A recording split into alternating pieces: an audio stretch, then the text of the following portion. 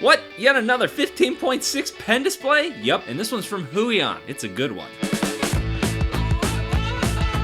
So what is the Huion Kamvas 15.6 V2? It is a pen display. That means that it is a monitor that you can plug into a Mac or a Windows computer, and you can use the included pen to draw on it. My first impression of this drawing tablet was really good. First, it actually looks different than most of the boring plastic ones that I'm used to reviewing. I'm not saying it's the most beautiful thing in the world, but it's definitely not bad. And as you pull it out of the box, the first thing that you notice is that the build quality on this is way beyond what I actually expected. So when I say build quality, that is noticeable in several different ways. The buttons themselves are very solid feeling. They don't wiggle around when you put your fingers on them. And other things as well, like the HDMI combo cable that it comes with, connects and feels really solid and satisfying when it snaps into place. Reviewing a lot of these kinds of tablets, I see a lot of wiggly cables and I'm left wondering, is that power thing actually plugged in? There's also rubbery grips along the bottom, so it's not going to slide around on your desk or on the stand that it comes with. Now these are all just little things. They don't affect your ability to draw on this thing, but when you pull it out of the box, it really does feel like you made a good decision, like you have a premium product, even though it's fairly inexpensive. Like the name suggests, the screen is 15.6 inches from corner to corner, and it's full HD 1920 by 1080 pixels. The screen itself has some good points, and it has some meh points. The good. There's less space between the screen and the glass, at least less space than there are on most of the Cintiq alternatives that I test. There's still some parallax, but not as much as there is on some of the other tablets out there. The meh? The colors are just okay. It looks good to me, but the colors run a little bit cool. There are areas that are really light gray that have a hint or a touch of blue to them, so when I say the colors are off by a little bit, that's the kind of thing I'm looking at. Looking at the stats, it says that it has a 72% NTSC color gambit. That's actually fairly standard for these Wacom alternative Cintiq-like tablets. The other thing I should point out is there aren't color setting adjustment buttons along the side or along the back of the device, so you can't go in there and fiddle with contrast and that sort of thing. Also worth pointing out, viewing angles are just okay. From the angles that I draw at when I'm hovering directly over at it, it is totally fine. But when you move to the left or the right or up or down on the screen, it fades out a little bit. The screen has an anti-glare coating on it. It's not a smooth glossy screen like a glossy glass, but it does have a little bit of tooth. Not quite as much as you might find on a matte screen protector. It's somewhere in between. It's not bad. I like it because it gives me a little bit more drawing control than those smooth glass screens, so I think it's a happy medium. Also in the box, it comes with a stand. It's a pretty good stand. It has predefined angles that you can set it at, and it's solid. It is not going to move around at all. Because the angles are predefined, you might miss some of the flexibility that you get with other stands. But as a freebie that just comes in the box, I was liking it. And there are hotkeys along the side. They're customizable, so you can set them to your favorite shortcuts. And it's also got this slider in the middle. By default, the slider is set to zooming, which I like, but the buttons can be set to pretty much whatever you want. So if you want to do brush sizes with that slider instead, you can do that. Now these rings at the top of the bottom might look like they can spin, but they don't. It's just another way to fit more buttons onto the tablet. The up, the down, the left, the right, they can all be set as different shortcut keys. And that little ring in the middle is also another button. All told, there's 14 buttons on this thing and the slide bar. And if you're a lefty, you're not being left out. You can adjust the screen so you can move those buttons over to the right-hand side. You'll also get this handy-dandy pen holder in the box. Comes with some extra nibs and a nice way to hold one of the two pens that it comes with. You're also gonna get this drawing glove. These are cool. I wear mine literally everywhere. And by literally everywhere, I mean I don't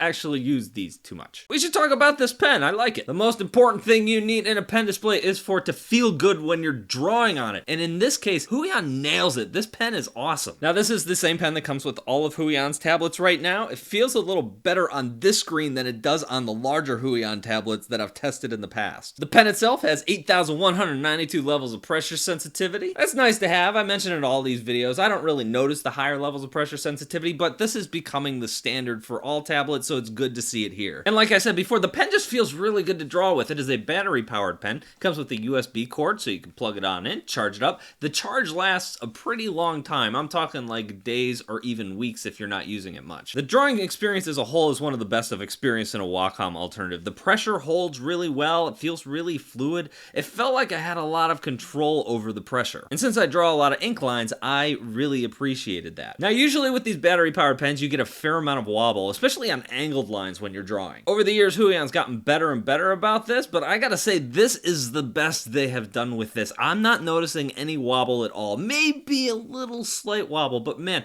they've done a great job here. Using a ruler, not using a ruler, just felt very fluid. There is one thing you're probably going to notice when I'm using the ruler is because it's made out of metal, it's throwing off the pen a little bit. Just ignore that. When I take the ruler off, it's just fine. And since I am talking about where the cursor appears when you place the pen down, I should talk about the Parallax a little bit. I think this is one of the better tablets when it comes to Parallax. It's still there, but it's a slight improvement over some of the other 15-inch tablets out there that I've tested. I tested out this pen in several different programs on the Mac and on Windows, was consistent across the board. My hatch lines look good. I could hold pressure around curves. When I was drawing circles, it looked good. And the initial activation rate is really good on this tablet. Even better than the larger Huion that I tested a few months back. It was kind of nice to see that, especially if you're a light sketcher. The only real nitpick I have with the pen itself is that it's all plastic. If you look at Wacom pens, or pretty much anybody who just copies Wacom, the grip is a little rubbery, often flares out at the top, and basically makes it easier to hold, especially for long periods of time. You get used to it, but it does feel a little cheap and plasticky, especially when you compare it to the tablet itself, which I felt had more of a premium vibe. I also found this pen to be more accurate around the edges than most tablets of this type. I didn't really have any problem speedily grabbing my tools, especially when I got near the edges of the screen. So I keep an ongoing list of my favorite Wacom alternatives. I rank them by size. You can go to my website and check that out. Link in the description. I decided to change the 15.6 category around this time to be a three-way tie for number one. Every one of these three tablets is really good, but there are some trade-offs to each and every one of them. The Artisil D16 feels just as good as the Huion when you're talking about drawing on it, the ink lines, and just the feel of the pen. But I feel that the Artisil's screen looks better. The colors are better. It's got a 94% Adobe RGB gambit. I still don't know how to say that. Also, the Artisil has a glossy screen. That's just a preference of mine. I like to draw on a matte or one of these anti-glare screens like the Huion here. It gives me more control. On the plus side, the Artisil does come with one of my favorite stands out there. Then there's the XP Pen Artist 15.6 Pro. I reviewed that one just last week. I think that's the best looking screen out of the lot. It has the most accurate colors of these three. Plus you can go in there and adjust it. The one knock I have against this, and it's not that bad, is there is a slight wobble to the pen on angled lines. For a lot of folks, it's not going to matter, but if you do a lot of inking and line work and you want super duper accuracy, that's the type of thing that might annoy you. Then there's this guy, the Huion. This one has the best build. I like that Huion includes the touch bar. Does this on several of its tablets for like zooming and changing the brush size. That's a big plus for me. Like I said, the pen is great. Obviously the pen itself feels a little bit cheap, but drawing with it feels great. The one downside that holds this tablet back from being the only thing at number one is the screen. In the next version, if they can get a screen in here with like a 94% Adobe RGB, man, this would beat out the other two. But I feel like that is like one of the only trade-offs in an otherwise great device. So that's my review. Hope you liked it. I think it's a pretty impressive outing by Huion. If you have any comments or questions, let me know down below in the comments section. Also, if you want to see my list of Wacom alternatives, I've got links down below in the description. I'd like to thank everybody who supports this channel over on Patreon, and I'd like to thank everybody who uses my website. You may have noticed those are affiliate links on there, so I get a little bit of money